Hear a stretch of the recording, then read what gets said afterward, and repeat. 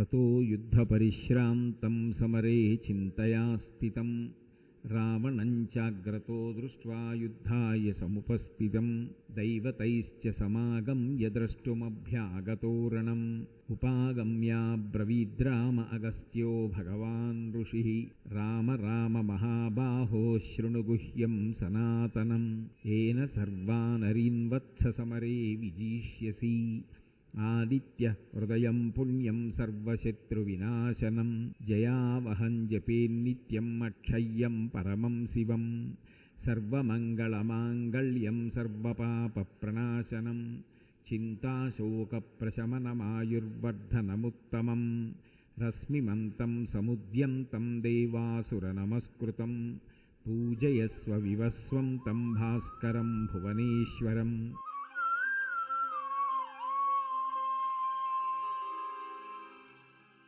शुक्लांबरधरं विष्णुं शिशिवर्णं चतुर्भुजं प्रसन्नवदनं ध्यायेत् सर्वविघ्नोपशान्तयेत् गुरुर्ब्रह्मा गुरुर्विष्णुः गुरुर्देवो महेश्वरः गुरुः साक्षात् परब्रह्म तस्मै श्रीगुरवे नमः। व्यासाय विष्णुरूपाय व्यासरूपाय विष्णवे नमो वै ब्रह्मनिधये वासिष्ठाय नमो नमः।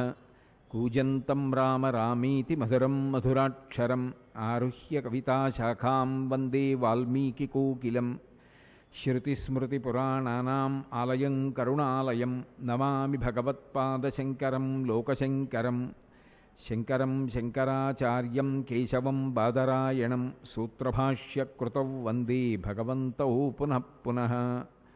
वागर्धाविव सम्पृक्तौ वागर्धप्रतिपत्तये जगतः पितरौ वन्दे पार्वती परमेश्वरौ।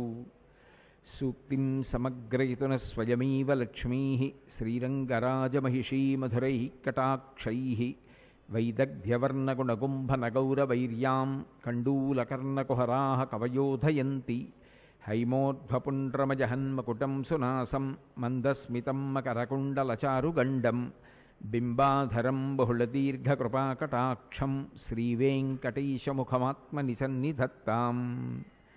विमलपटी कमलकुटी पुस्तकरुद्राक्षसस्तहस्तपुटी कामाक्षी पक्ष्मलाक्षी कलितविपञ्ची विभासि वैरिञ्ची मनोजवं मरुततुल्यवेगं जितेन्द्रियं बुद्धिमतां वरिष्ठं वातात्मजं वनरयूथमुख्यं श्रीरामदूतं शिरसा नमामि।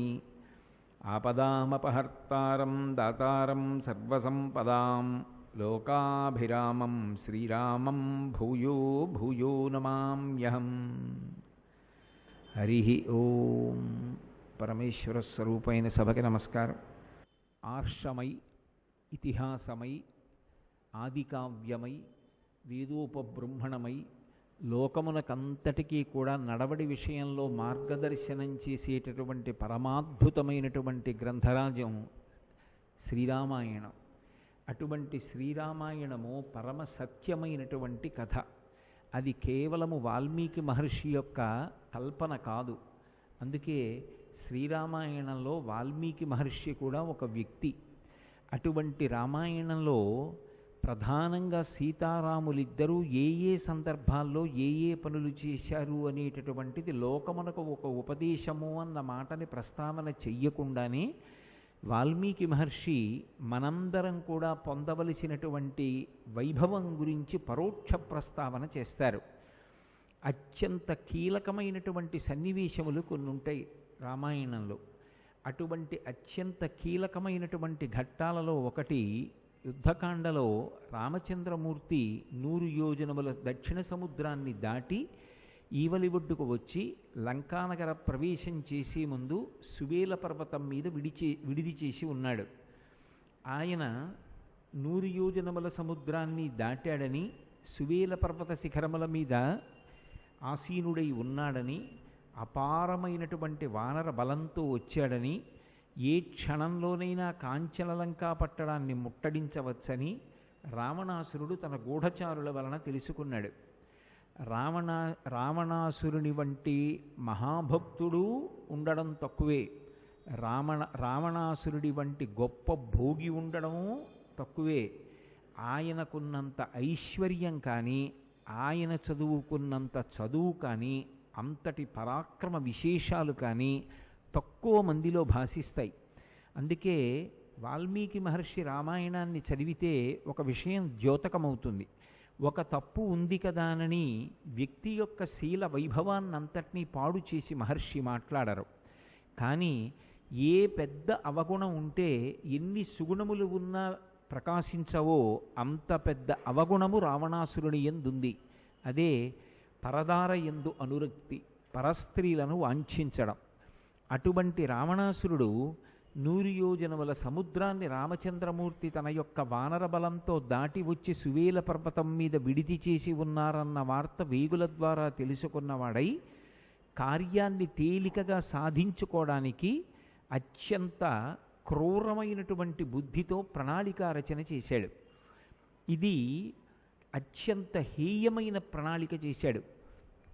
విద్యుజిహ్వుడు అని ఆయన దగ్గర ఉండేటటువంటి రాక్షసులలో ఒకడు.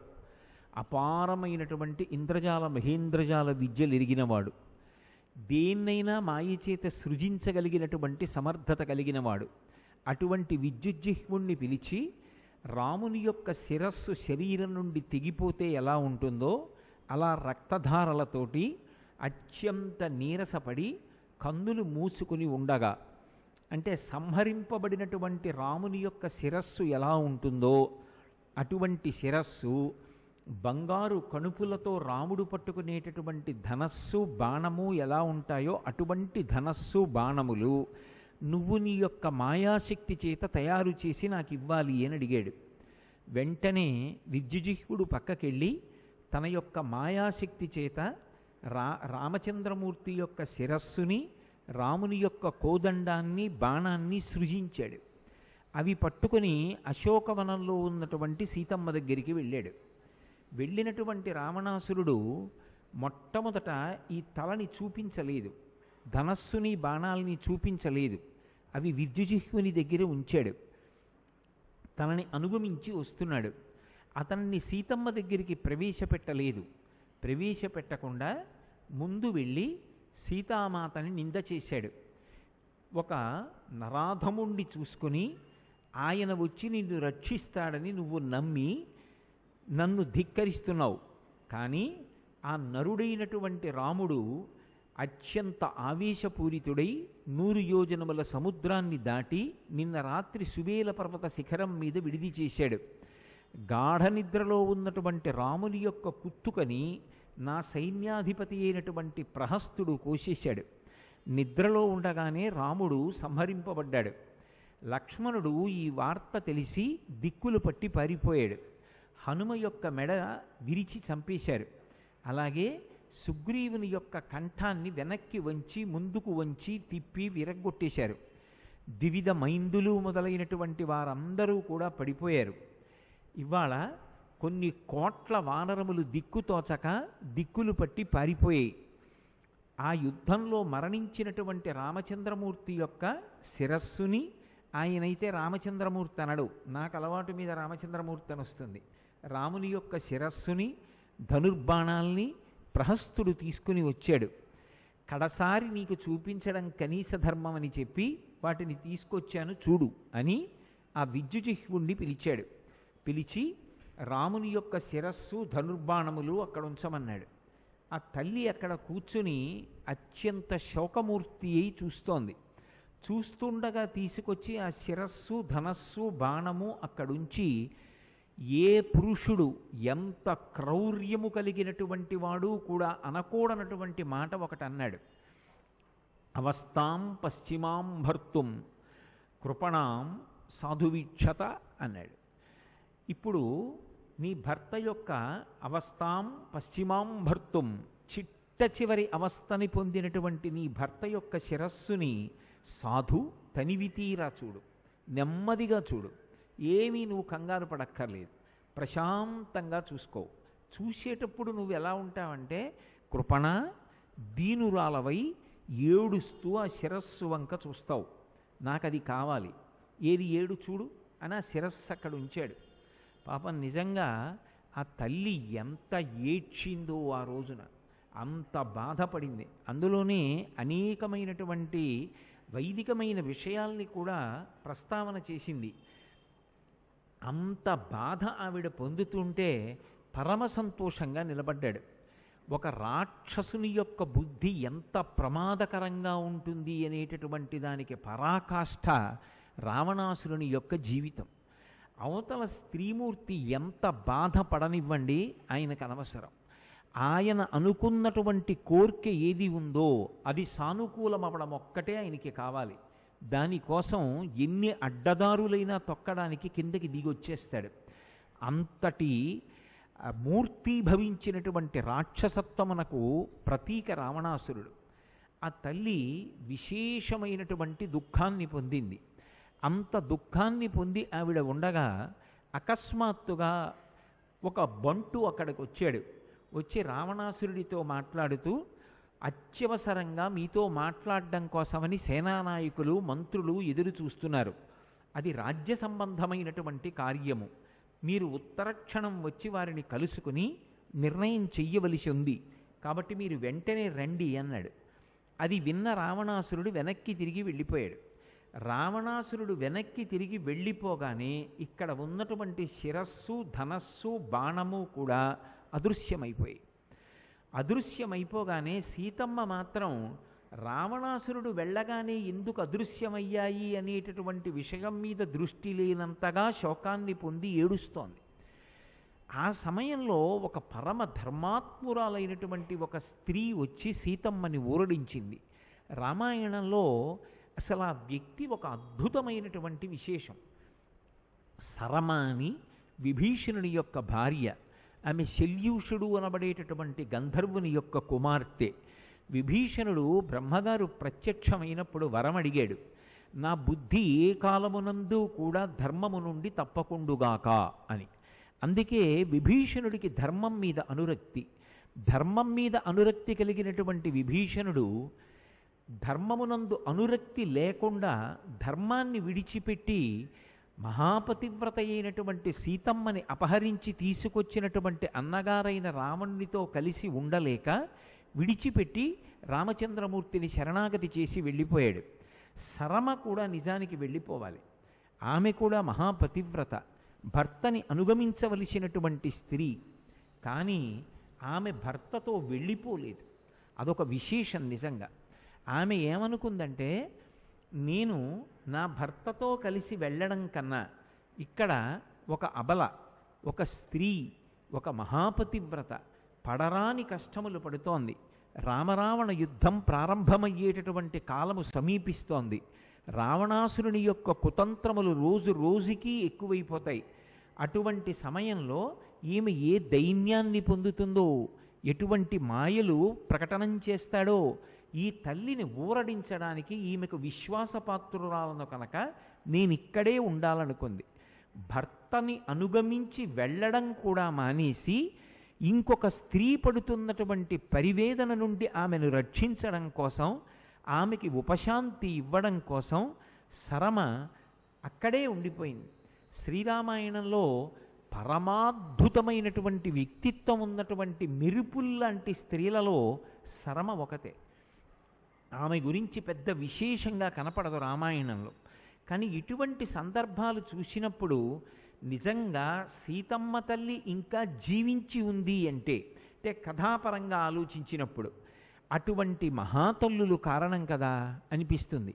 ఆ సరమ సీతమ్మ దగ్గరికి వచ్చి ఊరడించింది. ఎందుకంత పరివేదన పొందుతావు? నేను ఇప్పుడే రామచంద్రమూర్తి దర్శనం చేశాను. రాముడు 100 యోజనముల సముద్రాన్ని దాటి సువేల పర్వత శిఖరం మీద సైన్యంతో విడిది చేసి ఉన్నాడు. రావణాసురునికి ఆ వార్త తెలుసు. పరమమంగళప్రదుడై కొద్ది రోజులలోనే రావణ సంహారం చేసి నిన్ను పొందుతాడు. నువ్వు నిష్కారణంగా వ్యధని పొందవద్దు. ఈ రావణాసురుడు చూపించినటువంటివన్నీ కూడా మాయలు. విద్యుజిహ్వుడు అనేటటువంటి రాక్షసుని యొక్క సహకారం తీసుకుని రాముని యొక్క శిరస్సుని కృతకంగా సృజించాడు. అందుచేతనే ఆయన వెనక్కి వెళ్ళిపోగానే ఆ శిరస్సు కూడా అంతర్ధానం అయిపోయింది. ఈ విషయాలన్నీ నేను ఎలా చూశాను అనుకుంటున్నావేమో. నేను ఇప్పుడే సముద్రపుటొడ్డుకి వెళ్ళి రామచంద్రమూర్తి దర్శనం చేసి ఆయన యొక్క యుద్ధ సన్నాహాన్నంతటినీ గమనించి తిరిగి వచ్చి ఆకాశంలో నిలబడ్డాను.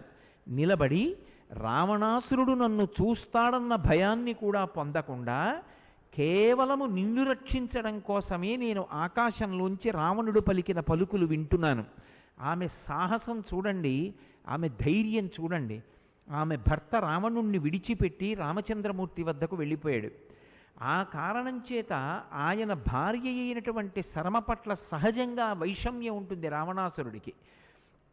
అటువంటి వాసి వచ్చి తాను చేసినటువంటి మాయతో కూడినటువంటి ప్రలోభపూరితమైన కార్యాన్ని గమనించి సీతమ్మకి సాయపడడం కోసం శరమ ఆకాశంలో ఎదురు చూస్తోందన్న వార్త తెలిస్తే రావణుడు ఉపేక్షిస్తాడా? అయినా కూడా ఆమె తన ప్రాణములకు తెగించింది. నా ప్రాణమే పోని, మహాపతివ్రత అయినటువంటి వేరొక స్త్రీ ఇంత కష్టంలో ఉంటే కేవలము నన్ను నేను రక్షించుకోవడం కోసం ప్రయత్నం చెయ్యను అని నేను పూనికతో నిలబడ్డాను. రావణాసురుడు వెళ్ళిపోగానే నేను కిందకొచ్చాను. సీతమ్మ, నన్ను నమ్ము, నీకు ఏ విధమైనటువంటి ఆపద కలగదు. రాముణ్ణి చెనకడం ఎవరికీ సాధ్యం కాదు. ఆయన రాశీభూతమైనటువంటి ధర్మము. 3 లోకముల యందు ఆయనతో పోల్చి చెప్పడానికి, సరిజోదని చెప్పడానికి సమానుడైనటువంటి విలుకాడు లేడు. అటువంటి రాముడు కోదండమునకు బాణములను సంధించి విడిచిపెట్టిన నాడు వాటి కాంతులలో, వాటిలోంచి వచ్చేటటువంటి అగ్నిహోత్రములో కాంచలలంగా భస్మీపటలమైపోతుంది. కాబట్టి అమ్మా, నువ్వు ఊరడిల్లు అని స్వాంతన వాక్యములు పలికింది. సీతమ్మ వెంటనే శరమని దగ్గరికి పిలిచి, నువ్వు చెప్పింది నిజమైతే నాకంతకన్నా ప్రశాంతత లేదు. కానీ ఇప్పుడు రావణాసురుడు ఏం చేస్తున్నాడు అన్నదాన్ని బట్టి అతను తీసుకొచ్చింది రాముని యొక్క కృతకమైన శిరస్సేనా అన్నది నాకు రూఢమై సంతోషం కలుగుతుంది. నువ్వు వెళ్ళి రావణుడు ఏం చేస్తున్నాడో గమనించి వచ్చి చెప్పమని అడిగింది. వెళ్ళింది శరమ. వెళ్ళి వచ్చి కొన్ని గుర్తులు చెప్పింది.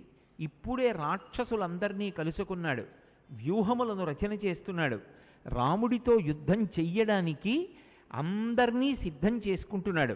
కావాలంటే నువ్వు చూడు, లంకాపట్టణంలో ఉన్నటువంటి వీధులన్నీ కూడా సైన్యంతో నింపబడుతున్నాయి. ఎక్కడ చూసినా భేరీల యొక్క శబ్దాలు వినపడుతున్నాయి. గుర్రాలు, ఏనుగులు మొదలైనటువంటి వాహనములను అధిరోహించినటువంటి సైన్యం చేస్తున్నటువంటి రకరకములైనటువంటి ధనులు వినపడుతున్నాయి. ఇంత యుద్ధ సంరంభం జరుగుతుంటే రాముడు నిహతుడయ్యాడన్న వార్త నువ్వు ఎలా నమ్ముతావు? అపారమైనటువంటి శోకాన్ని పొంది ఏది సత్యమో ఏది అసత్యమో కూడా తెలుసుకోలేక విశేషమైనటువంటి భ్రాంతిని పొందినప్పుడు, ఆలోచన మొద్దుబారిపోయినప్పుడు, మనసుకి ఊరట లేనప్పుడు, ఏం జరుగుతుందో అన్న ఉద్వేగం కలుగుతున్నప్పుడు, ధర్మం నిలబడాలనుకున్నప్పుడు, జయం కలగాలన్నప్పుడు ఉపాసన చెయ్యవలసినది ఎవరిని అంటే సూర్యనారాయణమూర్తిని ఉపాసన చెయ్యాలి. అందుకే ఓ సీతమ్మ, ప్రత్యక్షమైనటువంటి భగవత్ స్వరూపం సూర్యనారాయణమూర్తి. మనకి వేదం నిర్ధారణ చేసింది.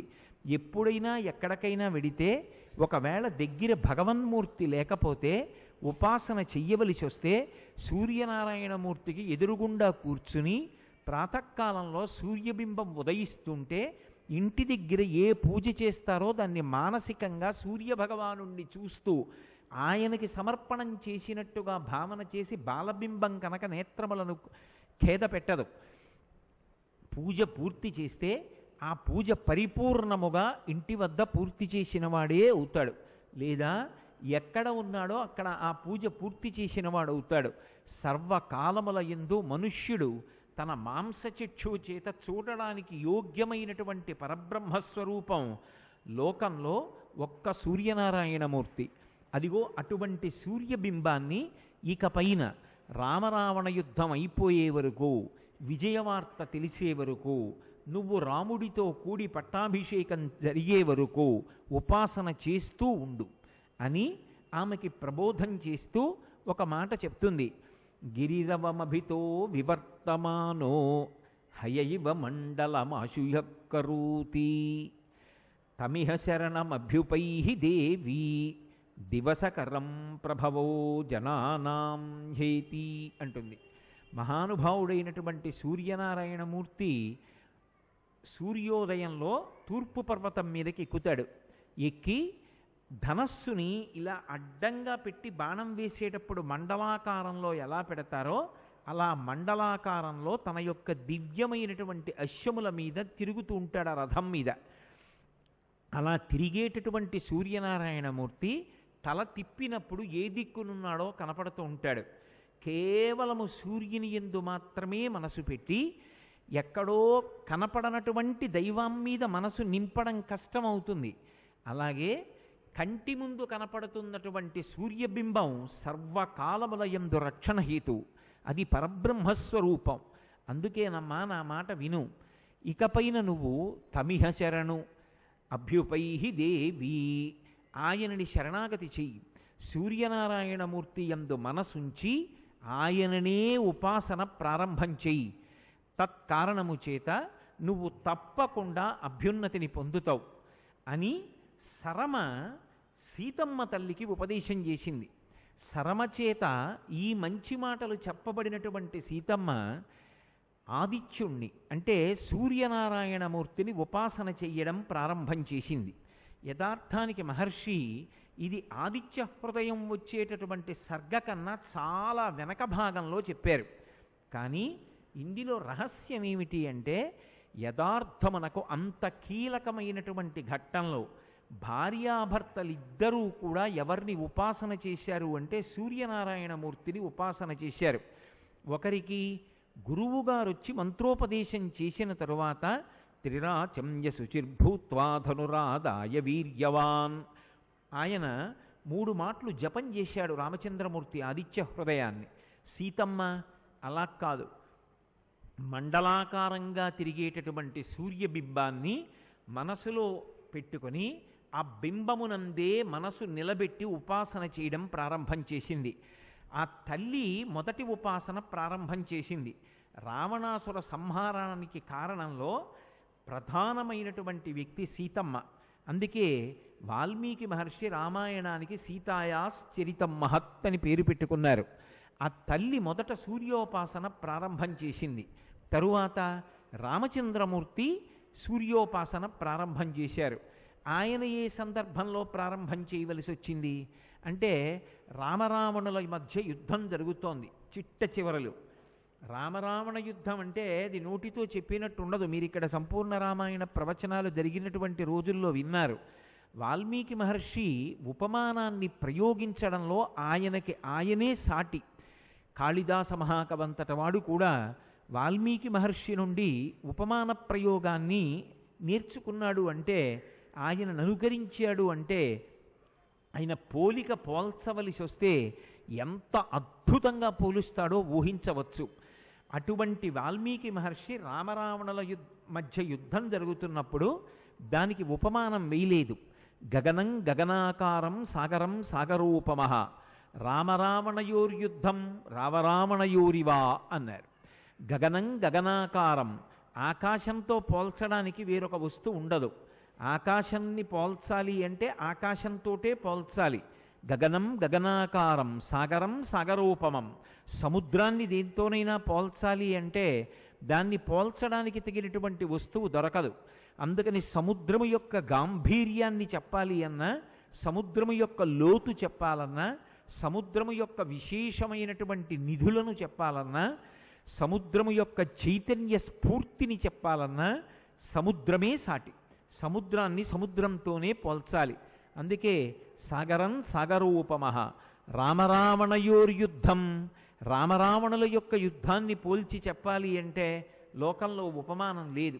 అందుకే రామరావణయోరివా, రామరావణ యుద్ధానికి పోలిక చెప్పాలి అంటే రామరావణ యుద్ధం అనే పోలిక చెప్పాలి.